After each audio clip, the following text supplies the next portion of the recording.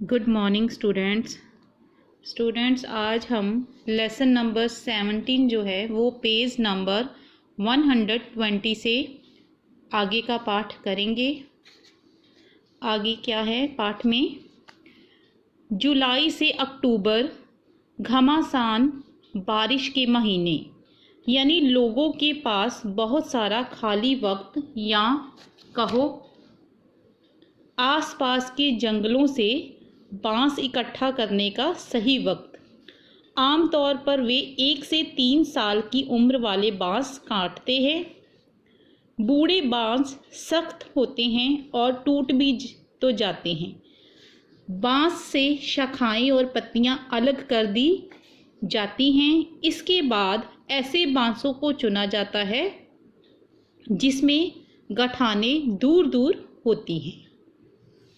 अब इसमें क्या बताया है कि जो जुलाई से लेके अक्टूबर तक का महीना होता है, जो समय होता है, वो घमासान मतलब भयंकर बारिश का महीना होता है। कि इन महीनों में बहुत ही ज़्यादा बारिश होती है और लोगों के पास बहुत ही खाली समय होता है कि वो इस समय को कैसे बिताएं।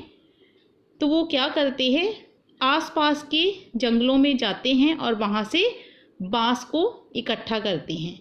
तो ये समय उनके पास होता है बांस को इकट्ठा करने का। वहाँ के लोग ज़्यादातर 1 से लेके 3 साल की उम्र वाले बांस ही काटते हैं। जो बूढ़े बांस हो जाते हैं, ज़्यादा बड़े जो बांस हो जाते हैं, वो बहुत ही सख्त मतलब कड़े होते हैं और वो आसानी से टूट जाते हैं, क्योंकि वो बहुत ही बड़े हो जाते हैं, बूढ़े हो जाते हैं, इसलिए वो टूट जाते हैं आसानी से। जो बांस की शाखाएं होती हैं और उनकी पत्तियां, उनको बांस से अलग कर दिया जाता है। बांस की शाखाओं को और उसकी पत्तियों को बांस से अलग कर दिया जाता है, बांस के पेड़ से। इसके बाद इस तरह के बांस को चुना जाता है जिसमें गठाने मतलब गांठें वो दूर दूर तक हों। जैसे आप इस तस्वीर में देख रहे हो कि इस तरह से ये गांठें हैं, तो वो इस तरह के बांस को चुनते हैं जिसमें गठाने जो हैं, गांठें जो हैं, वो दूर दूर तक हों। आगे दाव यानी चौड़े, दाव का मतलब चौड़े बांस जो होते हैं, चांद जैसी फाल वाले चाकू से इन्हें छीलकर खपचियां तैयार की जाती हैं। खपचियों की लंबाई पहले से ही तय कर ली जाती है। मसलन मतलब जैसे कि आसन जैसी छोटी चीज़ें बनाने के लिए बांस को हर एक गठान से काटा जाता है। लेकिन टोकरी बनाने के लिए हो सकता है कि 2 या 3 या 4 गठानों वाली लंबी खपचियां काटी जाएं। यानी कहाँ से काटा जाएगा ये टोकरी की लंबाई पर निर्भर करता है। आगे इसमें क्या बताया है कि जो चौड़े बांस होते हैं उन्हें एक तेज धार वाले चाकू से छीलकर फिर उसकी पतली सी खपचियां तैयार की जाती हैं। खपचियां मतलब जैसे तीलियां होती हैं पतली पतली सी, वो तैयार की जाती हैं। इन खपचियों की या तीलियों की लंबाई जो होती है वो पहले से ही तय कर ली जाती है कि इतनी लंबाई इसकी होनी चाहिए।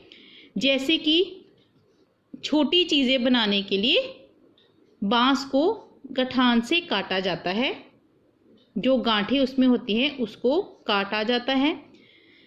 टोकरी बनाने के लिए 2 या 3 या 4 गठानों वाली ही खपची काटी जाती है। खपची को कहाँ से काटा जाए ये टोकरी की लंबाई पर ही निर्भर करता है कि हमने जिस तरह की टोकरी की लंबाई रखनी है उतनी ही बांस की खपची को काटा जाए। आमतौर पर खपचियों की चौड़ाई 1 इंच से ज़्यादा नहीं होती है। चौड़ी खपचियाँ किसी काम की नहीं होती। इन्हें चीरकर पतली खपचियाँ बनाई जाती हैं। पतली खपचियाँ लचीली होती हैं। खपचियाँ चीरना उस्तादी का काम है। उस्तादी मतलब गुरु।